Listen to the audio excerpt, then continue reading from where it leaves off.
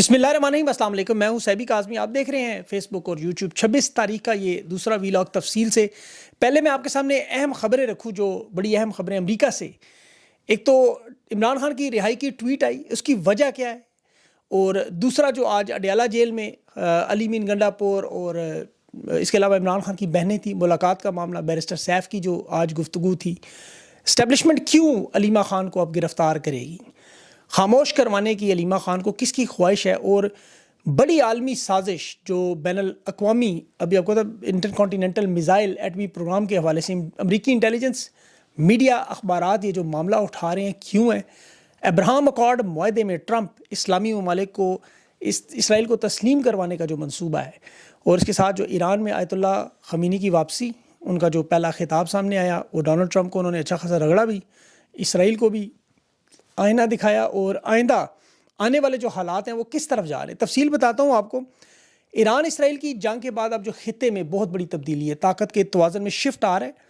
उसमें आप ज़रा ताने बाने जोड़ें। एक तरफ ईरान जीत का जश्न मना रहा है, शहीद होने वालों के 100 के जनाजे पढ़ रहा है, आयतुल्लाह ख़मेनी मुबारकबाद दे रहे हैं, अमरीकी सदर को खुली धमकियाँ दे रहे हैं, और दूसरी तरफ जो है रूस, चीन और ईरान मिलकर इंटेलिजेंस एजेंसियों का नेटवर्क फैला रहे हैं पूरा। इसराइल तस्लीम कर रहा है कि 629 दिन होने के बाद भी वो गज़ा पर कंट्रोल नहीं पा सका, और अमेरिका, इसराइल और अरब ये दावा कर रहे हैं कि हम इसराइल को तस्लीम करवाने का मंसूबा मुकम्मल करवाएंगे। स्टीव विटकॉफ, डोनाल्ड ट्रंप के मुशीर का अब्राहम अकॉर्ड में ये बयान के ताकतवर ममालिक शामिल, और हम एक ऐसा मुआशरा बनाने लगे कि हिंदू, ईसाई, यहूदी और मुसलमान सब इकट्ठे होंगे। इसकी बाकायदा अरब दुनिया में कैंपेन शुरू हो चुकी है। पाकिस्तान में अब इसका माहौल बनाया जाएगा। उसकी आपको ज़रा थोड़ा समझना पड़ेगा मरहलावार ये क्या काम होने जा रहा है। स्टिक अप्रोच, आपने सुनी, स्टिक कैरेट अप्रोच। एक हाथ में लाठी, दूसरे में आप चॉकलेट कह लें गाजर की जगह। डोनाल्ड ट्रंप की जो बहुत बड़ी खसूसियत बन चुकी है कि तावन करें तो तिजारत, पाबंदियाँ ख़त्म, इनामात, बात ना माने तो पाबंदियाँ, धमकियाँ, दबाव और फौजी हमले। अब ताज़ा तरीन जो उन्होंने गाजर खिलाई, अभी खिलाई, चॉकलेट खिलाई डोनाल्ड ट्रंप से, जो मुलाकात हुई वाइट हाउस में, अब लाठी दिखाने का टाइम है, और पाकिस्तानी अवाम को मंजन भी बेचना है साथ कि जी अगला हमला अब पाकिस्तान पे होगा। उसके लिए पूरा माहौल तैयार किया जा रहा है। पहले अमेरिका में फॉरेन अफेयर्स पर ख़बर चलाई गई, फिर उसके बाद हिंदुस्तान के तमाम मीडिया चैनल्स को रिपोर्ट किया गया, आर्म्स कंट्रोल एसोसिएशन को बताया गया, एटमी हथियारों के फैलाव का जो इदारा है उसको, कि हिंदुस्तानी मीडिया, बड़े अखबार हैं आपको, टाइम्स हो गया, उनका फर्स्ट पोस्ट हो गया, times of India, Hindustan times, ये सारे सोशल मीडिया, फिर open source intelligence, clash reports, global आई, ब्रिक्स वगैरह, सब ने खबर उठा ली कि एक तो फील्ड मार्शल आर्मी चीफ को ब्लैकमेल करना, दबाव डालना, दूसरा वही स्टिक कैरेट अप्रोच कि अब आपके पास इसराइल को तस्लीम करने वाला कोई रास्ता हमने नहीं छोड़ना। और उसमें इन्होंने इल्ज़ाम क्या स्टार्ट किया कि अमेरिका तक मार्क करने वाले बैनुल बराज़मी मिज़ाइल की तैयारी कर रहे हैं, और उसमें बाकायदा यहूदी लॉबी का प्रोपेगेंडा है, हिंदुस्तान उसको उछाल रहा है। असल मकसद क्या है, देखें, ये जो रिपोर्ट आई है अमरीकी खुफिया इदारों की तरफ से कि जी पाकिस्तान अपने एटमी हथियारों में इजाफा कर रहा है, और जो बैलिस्टिक मिज़ाइल बना रहा है उसकी रेंज अमेरिका तक होगी, यूरोप तक होगी, इंटर कॉन्टीनेंटल यानी बैनुल बराज़मी मिज़ाइल। लॉन्ग रेंज मिज़ाइल पर पहले अमेरिका पाबंदी लगा चुका है। अब ये दिखाना चाह रहे हैं कि पाकिस्तान को हम एक एटमी मुल्क की तरह समझ रहे हैं, शुमाली कोरिया की तरह। स्ट्रेटेजिक शिफ्ट ला के ये डोनाल्ड ट्रंप, आपको पता है वैसे भी एक गैर रवायती सियासतदान है, एक दिन तारीफ़ दूसरे दिन गालियों वाला। अभी जिसकी उसने तारीफ़ की उसका उसने क्या हाल किया वो भी आपको पता है, नरेंद्र मोदी हो, नेतन्याहू हो, अभी आर्मी चीफ की भी उसने तारीफ़ी की। अब ये जो लॉन्ग रेंज मिज़ाइल के बारे में वाज़े तौर पर बयानियाँ, ये बिल्कुल वही जो इन्होंने ईरान के बारे में, अब ईरान का भी ये कहना था हम अपने दिफा में, अपनी बका में, अपने जोहरी, पाकिस्तान भी कहता है कि हमने भारत के ख़िलाफ़ जो दरमियाने दर्जे के मिज़ाइल है, दरमियाने फासले के, वो बनाए, लेकिन अमरीकी इदारे इसकी वजाहत नहीं मान रहे। वो जिस तरह ईरान की वजाहत नहीं मानते थे, वो कह रहे नहीं, चीन आपको जदीद टेक्नोलॉजी और सामान दे रहा है। ऑपरेशन सिंदूर के बाद वो जो मामला हुआ था कि 165 एटमी हथियार पाकिस्तान ने बनाए हुए हैं, दरमियाने दर्जे के जो मिज़ाइल हैं फासले के भारत तक। अब वो कह रहे हैं जी बैनुल बराज़मी मिसाइल बनाना ये स्ट्रेटेजिक शिफ्ट है। अब हिंदुस्तान इसको बयानिए को बेच रहा है अमेरिका के आगे। वहाँ की इंटेलिजेंस एजेंसियों में तुलसी गुबार, दुकाश पटेल, ये सब लोग सारे हिंदुस्तानी हैं, याद रखें। अब चीन पाकिस्तान को कह रहे हैं जी कि ये एक प्रॉक्सी के तौर पर इस्तेमाल कर रहे हैं। अभी वाइट हाउस में फील्ड मार्शल की गुफ्तगू बड़ी खुशगवार थी, लेकिन ये इंटेलिजेंस जो रिपोर्ट्स आती हैं आलमी मंजरनामे में, फिर तब्दीलियाँ किस तरह आती हैं, और उसमें चीन से कहा जा रहा है कि जदीद टेक्नोलॉजी भी इनको दे रहा है, सामान भी दे रहा है। ये जो 12 दिन की ईरान इसराइल की जंग हुई ना, उसके बाद भी देखें ईरान ने अपना एटमी प्रोग्राम जारी रखा है। अब ये चूँकि चीन को यहाँ प्लेयर साबित करके भारत को सियासी फ़ायदा देना चाहते हैं, भारत के साथ उनके, आपको पता है अमेरिका के पहले भी ताल्लुकात इत्तेहादी हैं, बिलाशुबा आजकल मोदी नाराज़ है उनसे, लेकिन ये मिज़ाइल उन्होंने कहा जी अमेरिका यूरोप तक पहुँचेंगे। तो अभी हॉलैंड में जैसे वो डोनाल्ड ट्रंप तारीफ़ कर रहा था आखिरी दफ़ा اس دفعہ اس نے آرمی چیف کا نام نہیں لیا، عہدہ بھی اسے یاد نہیں رہا، 17 بھی کم کر دیا، لیکن اس نے بڑی امپریسو ہے. یہ ابھی وہی وار کام ہو رہا ہے، یہ سیاسی داؤ پیچ ہے. کیونکہ آپ دیکھیں کہ ادھر تعریف ہوئی اور ساتھ ہی جو ولسن کی طرف سے فری عمران خان کی ٹویٹ بھی آ گئی جو غائب تھا. اب فیلڈ مارشل پر یہ دباؤ بڑھانے کی کوشش، وہی اسٹک کیرٹ اپروچ کہ آپ اب آئیں میدان میں اور اسرائیل کو تسلیم کریں، ابراہم اکارڈ کا معاہدہ بنے، اپنی عوام کو بیچیں منجن جو بھی آپ نے بیچنا ہے. اور یہ دباؤ ڈالنے میں کامیاب ہو بھی جاتے ہیں. آپ کو پتہ ہے آرمی چیف کا پابندیوں کا جو بل ہے وہ بھی اسی دباؤ کا حصہ ہے. اب تو خیر وہ فیلڈ مارشل بن چکے ہیں، آرمی چیف کا پتہ نہیں وہ بل جو ولسن والا قانونی طور پہ ہے بھی یا نہیں. اسرائیل کو جو تسلیم کروانا ہے وہ اتنا اہم مقصد ہے. دیکھیں مڈل ایسٹ میں یہ جو جنگ کا بھی تنازع تھا، خطے کی صورتحال تھی، اس میں آپ ان کے کمپین دیکھیں، بل بورڈ جو لگے ہوئے جگہ جگہ، محمد بن سلمان کے، نیتن یاہو کے، عرب امارات کے صدر کے، مصر کے عبدالفتاح سیسی کے، شام کا جولانی ہے اس کے صدر کے، فلسطین کے محمود عباس کے، قطر بحرین سب کے. یہ رہنماؤں کی تصویروں میں ابراہم اکارڈ جیسا معاہدہ انہوں نے کہا جی ہمارا مقصد ہے، اور بڑا سادہ سا ہے کہ ہم نے اسرائیل کو تسلیم کرنا ہے. اس جنگ میں واضح طور پر عرب دنیا ایران کے خلاف تھی، آپ کو نظر آ رہی تھی، اسرائیل کے میزائل روکے جا رہے تھے. اور یہ معاملہ جنرل ضیاء الحق کے دور سے چل رہا ہے. یاد رکھیں امریکی اسٹیبلشمنٹ اسرائیل کو تسلیم کروانے کا ابراہم اکارڈ معاہدے میں بڑے عرصے سے لگی ہوئی ہے. شام کا صدر بھی ہو سکتا ہے پاکستان کا بھی جلدی دورہ بھی کرے، اس کے بھی رابطے اسرائیل سے بڑھ چکے ہیں سارے. اور یہ جو ایران اسرائیل کی جنگ تھی، اس میں باقاعدہ طور پر ایک لکیر کھنچ چکی ہے. اور اسرائیل کا تو آپ کو پتہ ہے، اس اعتبار سے آپ یاد رکھیں عرب دنیا کا وہ ایک بہت بڑا بدماش تھا. یہ تو ایران نے اس کو نتھ ڈالی اور اس معاملے پہ وہ قابو آیا. عرب دنیا تو آج بھی اس سے اتنی ہی ڈرتی ہے جتنی پہلے. اب یہ چاہتے ہیں کہ اس معاملے کو دوستی کی سطح پر سیز فائر کے معاملے کے بہانہ بنا کے لیں. عرب دنیا میں تو جمہوریت، مزاحمت، آپ کو پتہ ہے یہ تحریک یہ انہیں نہیں پسند، نہ ان کے حامی پسند ہے انہیں. ایسی کوئی تحریک جو اسرائیل کے خلاف ہو یا فلسطین کے حق میں اسے نہیں چلنے دیتے، اور اس میں پاکستانی اسٹیبلشمنٹ کی مدد کرتی رہی. جنرل ضیاء الحق کے دور سے جو عرب دنیا کے ساتھ پاکستان کا کردار تھا، یہ اسی سلسلے کا آپ کو پورا تسلسل چلتا ہوا نظر آ رہا ہے. کیونکہ پاکستان کو ہمیشہ ان سے تعاون چاہیے، کبھی بھیک چاہیے، کبھی تیل چاہیے ان سے. ہر دور کے سیاستدان جا کے مانتے. جنرل باجوہ کو ملٹری ایوارڈز بھی اسی لیے دیے گئے. اور جنرل ضیاء الحق کا تو دیکھیں اس کی صدارت اس لیے 11 سال چلتی رہی. وجہ کیا تھی؟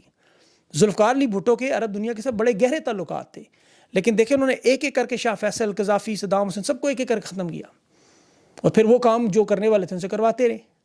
ابھی مسئلہ فلسطین پر آپ یاد رکھیں ماضی میں کیا، ابھی آپ نے تو 13 دن کی جنگ دیکھی. اردن کا جب بادشاہ 1967 کی 6 دن کی ایک جنگ ہوئی تھی جس میں اسرائیل نے مغربی کنارے اور مشرقی یروشلم پر قبضہ کیا تھا.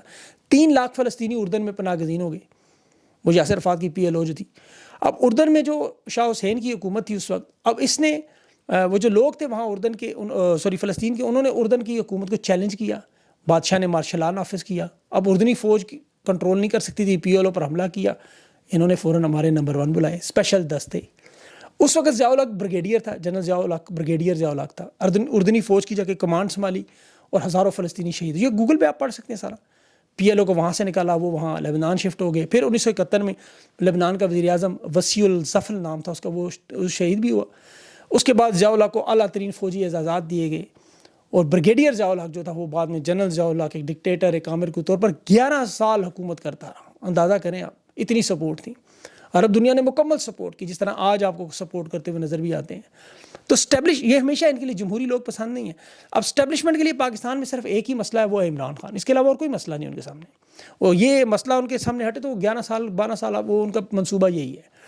اب تحریک انصاف کی قیادت کے حالات بھی آپ کے سامنے ہیں اس وقت. جو بھی بجٹ کے معاملے پر آپ نے دیکھ لیا، اندرونی اختلافات، گروپ بندیاں ہیں، اتحاد کا معاملہ وہ کسی صورت میں ہونے نہیں دیتے. اور سب سے بڑا معاملہ جو بھی عمران خان کی رہائی کے لیے احتجاج کی طرف یا اس کے لیے کوئی لائحہ عمل بنائے گا، رہائی کی بات کرے گا، اس پر یہ لوگ شکنجا کسنے کے لیے تیار بیٹھے ہوئے ہیں. اور اس پر ان کی آپ کو پتہ ہے تحریک انصاف کے اندر قیادت مدد بھی کرتی ہے. اب جمی ورک صاحب جو ایران میں پریس TV میں بھی کام کرتے ہیں، وہ بڑے باخبر صحافی میں ہیں. ان کا ایک بڑا اچھا تھا، پریس TV میں پتہ کام کرتے ہیں نہیں لیکن وہاں بلڈنگ میں ضرور تھے.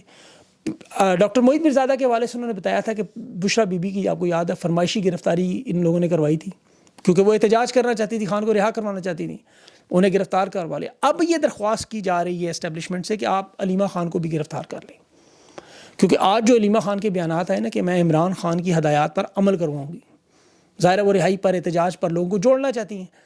اب انہوں نے جو آج بات کی کہ بجٹ پر ہماری یہ غلطی تھی کہ ہم عمران خان کے جو پیغامات تھے، ان کے احکامات تھے، ان پر عمل نہیں کروا سکے. تو اب ان پر شکنجا کسنے کی کوشش، کیونکہ انہیں پتہ ہے کہ عمران خان حق و باطل کی جنگ لڑ رہا ہے. اس کا مائنڈ تو یہ بن چکا ہے کہ وہ ناجائز مطالبات تسلیم نہیں کرے گا کسی صورت میں، حسینیت کے نظریے پر ہے. ابھی جو عمران خان سے آخری ملاقات بیرسٹر سیف کی بھی ہوئی، عمران خان کا نظریہ نظر آ گیا. ایک طرف پاکستان کی حکومت ملتی ہے، ایک طرف قید خانہ ہے، خان نے قید خانہ چن لیا، بیعت نہیں کرتا.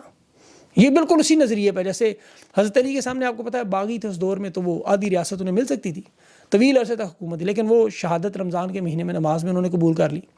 کربلا والوں کو بھی یزید کی 3 براعظموں پر حکومت ایک آدھا براعظم مل جاتا، لیکن انہوں نے نہیں تسلیم کی، بیعت نہیں کی، شہادتیں دیں، تکلیفیں اٹھائیں، پریشانیاں اٹھائیں۔ تو عمران خان نے بھی ان کی سنت پر چلتے ہوئے مشکل راستہ چنا ہوا ہے، جس کی وجہ سے خان اپنے خاندان سے نہیں مل سکتا۔ یہ جو ساری مشکلات پریشانیاں نظر آ رہی ہیں آپ کو، ایک وہ 55 ڈگری میں اس اوون میں، تندور میں روسٹ ہو رہا ہے۔ اور اب یہ جو لوگ، آپ کو پتہ ہے آج علیمہ خان کے جو بیانات آپ دیکھیں، انہوں نے کہا جی لوگ الزام لگاتے ہیں میں پارٹی میں مداخلت کر رہی ہوں، ہم تو عمران خان کے لیے کھڑے ہیں۔ عمران خان کو تنہائی میں قید تنہائی میں چھوڑ تو نہیں سکتے، وہ بہنیں ہیں۔ اسی طرح پورا پاکستان بھی دیکھ رہے ہیں عمران خان جس اذیت میں اپنے نظریے پر کھڑا ہوا ہے، اس قوم کی خاطر یقین کریں۔ عمران خان کو تو چاہیے وہ ڈیل کر کے سے چلا جاتا، نہیں جاتا وہ۔ اب علیمہ خان نے جو آج غلطی تسلیم کی ہے، واقعی ان کی غلطی ہے، انہیں چاہیے تھا کھل کے وہ عمران خان کی حمایت میں لوگوں سے کہتی ہیں۔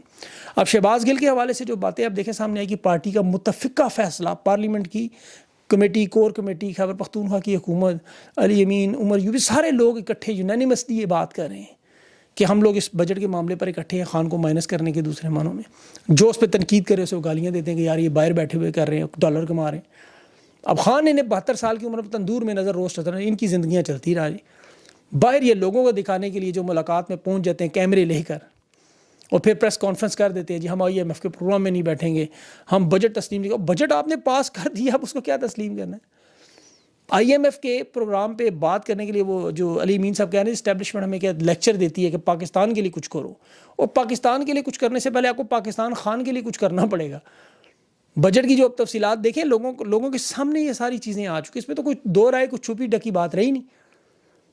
عام بندے کو یہ ساری معلومات کا باریکی سے علم ہو چکا ہے۔ وہ خاتون کی باتیں سنیں وہ جو آج لاڑ لی تھیں سے، تو یہ قیادت کے سامنے جو احکامات آتے ہیں، آپ کو پتہ ہے ان میں سے بہت سے وہ لوگ ہیں جو زیادہ تر پارلیمنٹ کا حصہ رہے ہیں، انہیں ان تمام چیزوں کو پتہ تھا۔